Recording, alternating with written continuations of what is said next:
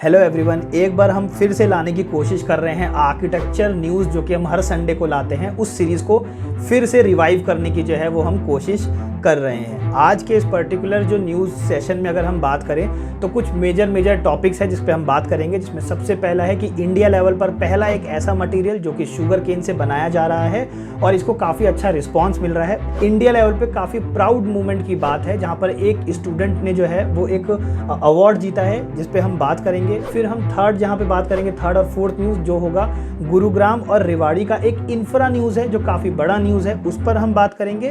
और लास्टली जो मैं बात करूंगा, जिसको मैंने पर्टिकुलरली जानबूझ के उसमें न्यूज़ में जोड़ा है, जहाँ पर एक आर्किटेक्चर स्टूडेंट जिसके डेथ की बात है, तो उस पर हम बात करेंगे, क्योंकि अब नहीं करेंगे तो कब करेंगे।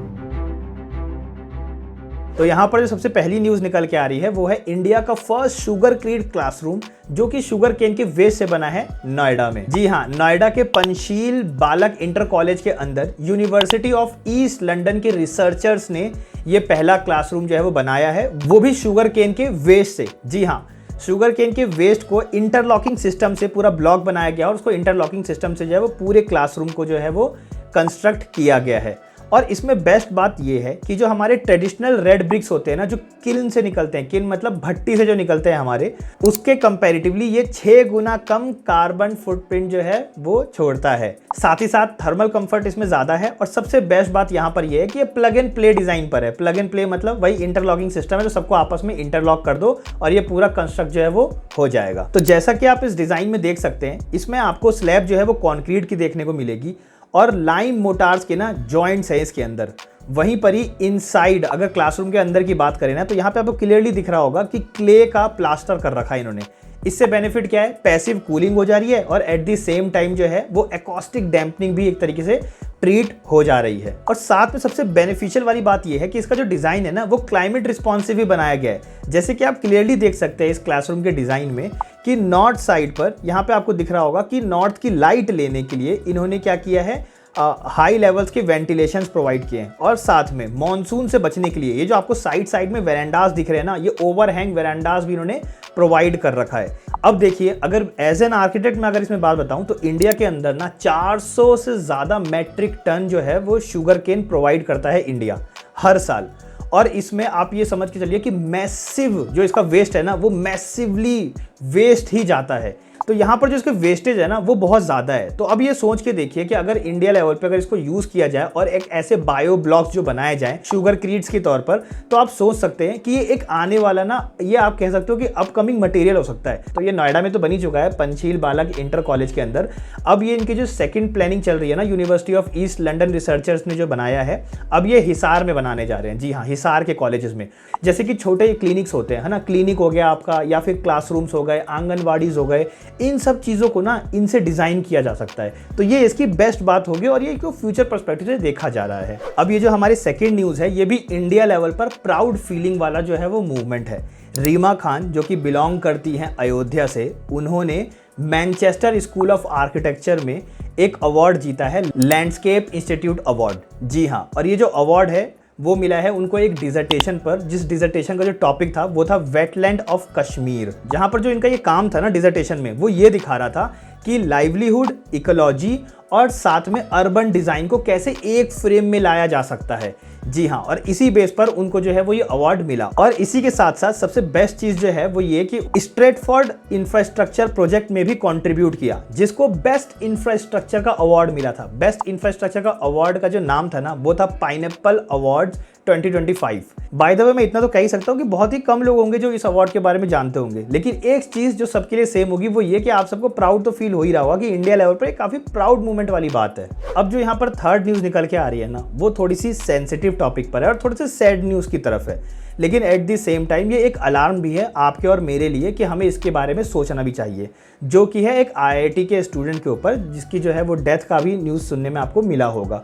और ये थोड़ी सी पुरानी न्यूज़ है, लेकिन स्टिल मैंने इसको, मेरा जो मकसद है वो इस न्यूज़ में कवर करने का वो ये है कि हमें इन पर बात करनी चाहिए। तो बात कुछ ऐसी है कि आईआईटी का एक स्टूडेंट है, आईआईटी खड़गपुर का, जहाँ पर लोगों के जाने का सपना होता है, वहाँ पर ओशियन एंड नवल आर्किटेक्चर का 4th ईयर का स्टूडेंट जो है, जिसकी डेथ की न्यूज़ जो है वो आई थी। तो यहाँ पर एफएसएल फॉरेंसिक टीम ने जो है उसके रूम की, जो उसके हॉस्टल की रूम है जो कि सील्ड था, कैंपस के थ्रू सील्ड किया गया था उसके डेथ के बाद, तो उसका एग्जामिनेशन किया। और मैं उसके एग्जामिनेशन पे स्पेकुलेशन तो नहीं करना चाहूँगा, मतलब मैं उस पर कुछ नहीं बोलूँगा, बट मैं आपको एक हिंट में एक बात बोलना चाहता हूँ कि देखिए, कॉलेज में मेंटल हेल्थ के ऊपर बात होना अब ज़रूरी है, और पीयर प्रेशर का कल्चर जो है ना, वो चेक करने का कल्चर जो है वो आना चाहिए। बेसिकली काउंसलिंग का कल्चर आना चाहिए, जो कि बात करे पीयर प्रेशर की, जो कि बात करे वर्कलोड की, और जो कि बात करे मेंटल हेल्थ की। लेकिन स्टूडेंट्स, आपके लिए भी मैं एक बात बोलूँगा, अभी मैंने रिसेंटली एक वीडियो डाली है, अभी आज से 2 दिन पहले ही, मैं उसको टैग कर दूंगा और डिस्क्रिप्शन में भी दे दूंगा,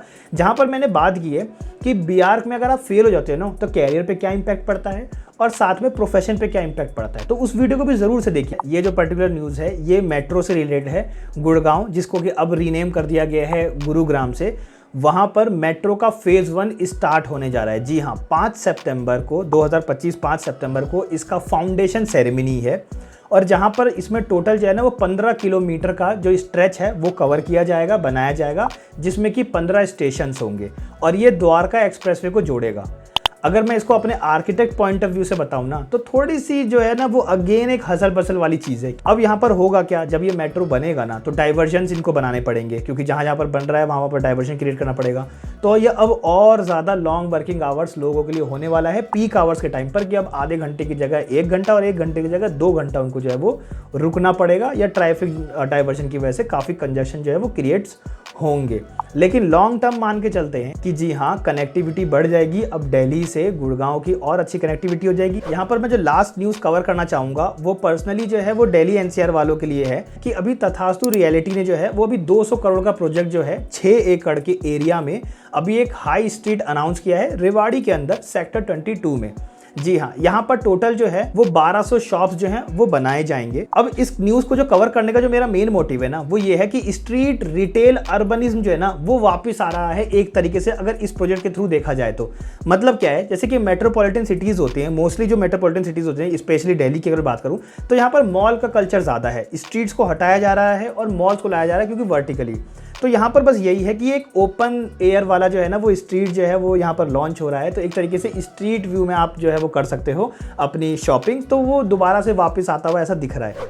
अच्छा, इस न्यूज़ को एंड करते करते अभी रिसेंट में ही मेरे को एक न्यूज़ पता चली है, जो कि मैं ऐड ऑन कर रहा हूँ। वो ये है कि इंडिया का एक स्टूडेंट है अरहम खान, जिसने अभी अभी वॉन किया है रीबा का 2025 का स्कॉलरशिप। जी हाँ, स्कॉलरशिप वॉन किया है रीबा का, और ये जो स्कॉलरशिप है ना वो एक फेमस आर्किटेक्ट के ऊपर है, वो है नॉर्मन फॉस्टर ट्रैवलिंग स्कॉलरशिप जो है उसके ऊपर जो है वो इन्होंने स्कॉलरशिप जो है वो जीती है पर्टिकुलरली। और इसमें ग्लोबल रिसर्च ग्रांट जो है वो उनको किया गया है अर्बन फ्यूचर्स के लिए। और यहाँ पर मैं बस ये एक सिग्नल जो है वो इंडियन इंस्टीट्यूट को देना चाहता हूँ कि वर्ल्ड क्लास से अच्छे अच्छे रिसर्च निकल के जा रहे हैं, तभी तो हम जीत रहे हैं।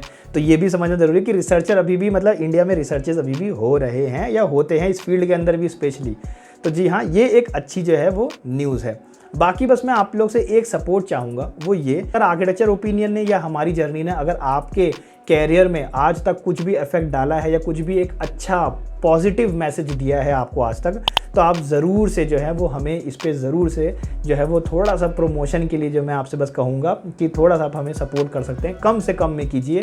और कोई उसमें वो नहीं है, क्योंकि देखिए कम से कम भी करेंगे ना, बस कर रहे हैं ना, वो हमारे लिए मैटर करेगा कि हाँ आप हमें देख रहे हैं या सुन रहे हैं। इसलिए मैंने इस मैसेज को लास्ट में डाला है, शुरू में नहीं, क्योंकि शुरू में डालता तो ग्रीडी दिखता, लास्ट में डाल रहा हूँ तो नीडी दिख रहा हूँ। नीडी मतलब ज़रूरत है, ताकि हम इस चैनल को आगे ग्रो कर सकें।